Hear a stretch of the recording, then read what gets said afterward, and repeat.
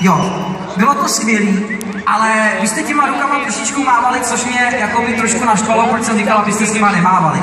Takže to uděláme ještě jednou. Všichni ruce nahoru a nějak si má nemávejte, protože se to na té fotce mázne. Takže pozor, raz, dva, tři, ahoj!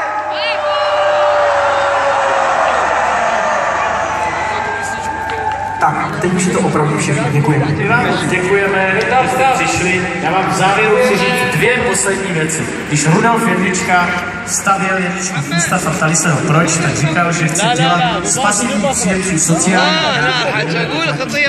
Všichni v kapele do Tap jsou za svoji práci hodnoceni, jak vám říkali, za minulý rok jsme tady hráli 66 koncertů, reprezentovali jsme Českou republiku a město Prahu Jedličku Fista v Jeruzalémě.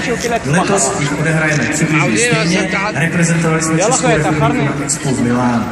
A to poslední, co vám chci říct, co doufám, všichni chápeme a co je na nás taky doufám dobře vidět, je, že i s hůře rozdanýma kartama se dá vyhrávat. Když se člověk nevzdá, hrává kapela do Tap Tap!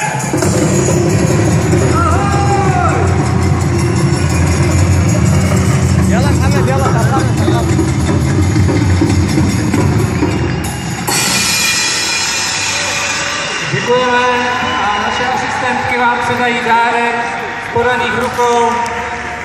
Takže proběhněte, děvčata. Děkujeme moc. Vy si můžete pomoct dárkami zvednout tady v tom stánku po vaší levé ruce.